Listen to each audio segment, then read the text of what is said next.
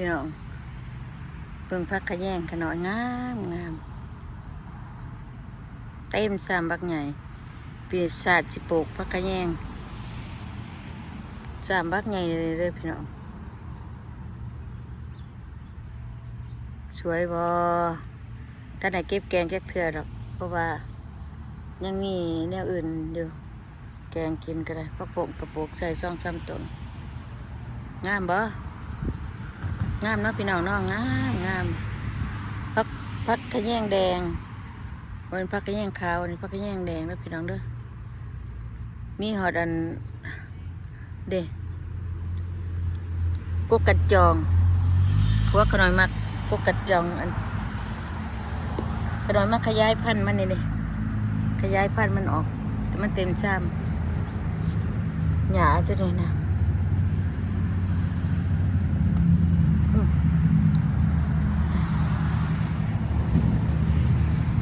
อันนี้ก็คือกกประกัดจองพี่น้องได้เด้ได้แนวแล้วนี่ต้นบักเปียบต้นเปียบหลายปีนี่เกิดอยู่นะต้นประกัดจองอันนี้นะหญ้าเนี่ยโอ้ยขนาดเด้อพี่น้องหญ้าเขื่อนทีมแช่ก็เกิดสวยมากๆสวยมากๆหลายเยอะมีเยอะได้แล้วได้พักกระจองอันนี้สิไปเอาในเป็นดอกก็บ่ได้สงใจสิไปเอาแนวนี่เป็นดอกเลยเนาะพี่น้องสิไปเอาแนวใช้ตู้นี้เบาหนามาใส่มันติดมานะเป็นพักขะแยงอันในมัน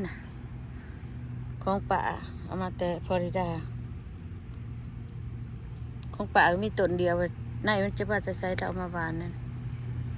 งามเนาะพี่น้องขนาดกระบอกแดนถ่ายพี่น้องมันจะเกือบพักขะแยงหลายขนาดมันได้หลายขนาดกระจิตากไว้ไปกินย่ำขนาดบ่มีพออยู่เมืองหนาวเขาต้องถนอมอาหารพี่น้องตากแดดเดียวแล้วก็เขาไว้ออกมายังหอมคือเก่ายังเขียวคือเก่าเขียวบ่ได้อันคันตากแห้งๆเลยบ่หอมนะพี่น้องให้ตากแดดเดียวพอยุบล้างก่อนล้างดีๆแล้วก็ตากแดดเดียวแล้วก็เอาเขาไว้เอามากินนี่เด้อหอมกุ่นๆเอาโอเคพี่น้อง